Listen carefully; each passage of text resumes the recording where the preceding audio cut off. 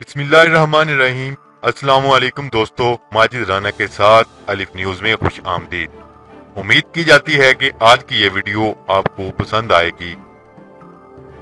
Pakistan Ukraine से जदीद जंगी tank हासिल करेगा। पाकिस्तान एक अरसे से यूक्रेन के बनाए हुए T-84 जंगी टैंक में दिलचस्पी ले रहा है। यूक्रेन इस टैंक का अपग्रेड वर्जन ओपलोड M भी इस्तेमाल करता है। पाकिस्तान पहले ही इस जदीद और अपग्रेड वर्जन को आजमा चुका है, मगर इतलात के मुताबिक ओपलोड M जंगी टैंक पाकिस्तान आर्मी को मुतासर नहीं कर सका, क्योंकि ये टैंक मौजूदा हालात में पाकिस्तान की दफाई जरूरियात पर पूरा नहीं उतरता। लिहाजा पाकिस्तान ने यूक्रेन से एक मुआहदा किया जिसके मुताबिक इस जंगी टैंक को पाकिस्तान की दफाई जरूरियात के मुताबिक बनाया जाएगा, जिसका नाम पाकिस्तान की तरफ से ओपलोड P रखा गया है। यूक्रेन ने एक ओपलोड P तैयार करके पाकिस्तान के हवाले भी कर दिया है और अब इस जदीद जंगी टैंक की आजमाइश जारी है। इन आजमाइशों पर पूरा उतरने के बाद मजीद टैंक हासिल किए जाएंगे। तफसीलात के मुताबिक पाकिस्तान तकरीबन 100 ऐसे जदीद जंगी टैंक हासिल करना चाहता है। ओपलोड P टैंक में इंतहाई जबरदस्त और जदीद तरीन हिफाजती निजाम भी मौजूद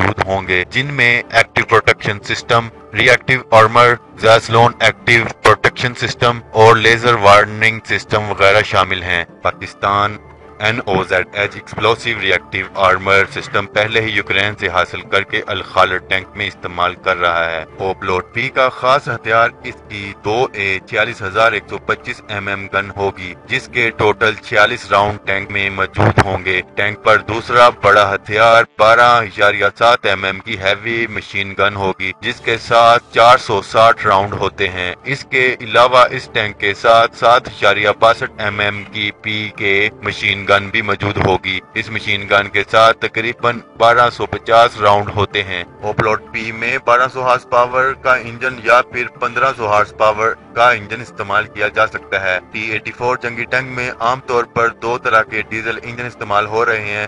पहला इंजन 1200 हॉर्स पावर है, जबकि दूसरा इंजन 1500 हॉर्स पावर है। पाकिस्तान में जंगी टैंक के साथ कौन सा इंजन इस्तेमाल करेगा, इस बारे में तफसीलात मुयस्सर नहीं, मगर ज्यादातर इम्कानात 1500 हॉर्स पावर है।